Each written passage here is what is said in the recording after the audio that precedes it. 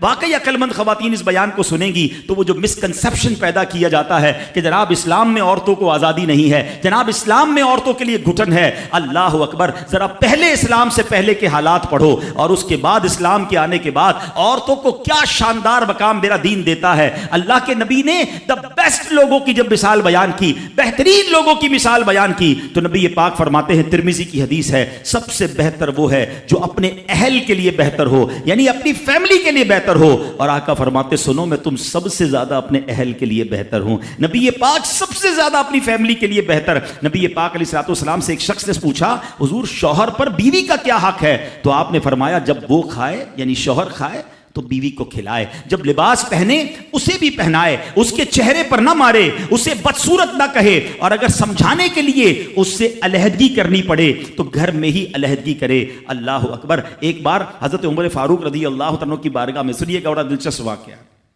سیدنا عمر فاروق کا کتنا بڑا نام ہے، آپ کے جلال کی، آپ کی عدالت کی مثالیں دی جاتی ہیں، بڑے بڑے لوگ آپ کے سامنے تھر تھر کانپتے تھے۔ آپ کا گھر میں انداز کیا تھا کہ ایک شخص آیا کہ میں حضرت عمر کے پاس جاؤں اور بتاؤں میری بیوی جو ہے مجھ سے اس طرح بات کرتی ہے، اور میرا وہ انداز نہیں ہوتا جو شوہر کے سامنے ہونا چاہیے، ہوتا ہے گھروں میں ہو جاتا ہے۔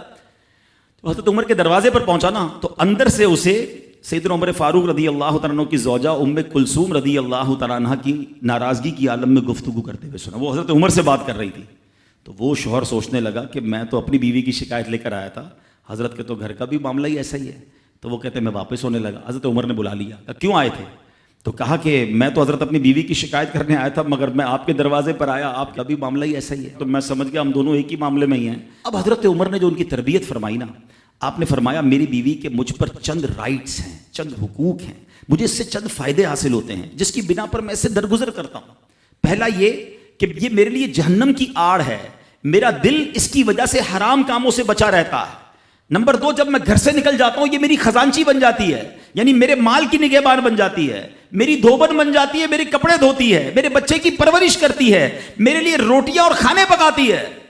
تو وہ شخص کہتا ہے یہ سارے فائدے تو مجھے بھی اپنی بیوی سے حاصل ہیں، تو میں تو کبھی درگزر سے کام نہیں لیتا، وہ مجھے کہتی میں اسے لڑنا شروع کر دیتا ہوں۔ کہتا آج آپ کی بات سے نصیحت مل گئی، اب میں اپنی بیوی کی چھوٹی ماٹی باتوں کو میں بھی درگزر کر دوں گا۔ کتنی پیاری بات بتائی، ہم وہ ساری باتیں بھول جاتے ہیں، ایک غلطی پر پکڑ لیتے ہیں، ایک غلطی پر ڈانٹتے، ہر غلطی پر جناب ایسا نہیں ہوتا، ہر غلطی کی سزا سزائے موت نہیں ہوتی ہے، ہم غلطیاں نہیں کرتے۔ اگر جس طرح ہم اپنی بیوی کو اور غلطی پر ڈانٹتے وہ ڈانٹنا شروع کر دے پھر کیا حال ہوگا؟ تو ایسا نہ کرے، وہ بھی دل رکھتی ہے، ہم نے کسی انسان سے شادی کی ہے، کمپیوٹر سے نہیں کی، ٹھیک ہے نا؟ تو کمپیوٹر بھی آج کل وائرس آ جاتا ہے، تو وہ تو انسان ہے، غلطی ہو گئی، کوئی بات نہیں۔ تو سبحان اللہ، اتنا پیارا مذہب ہے۔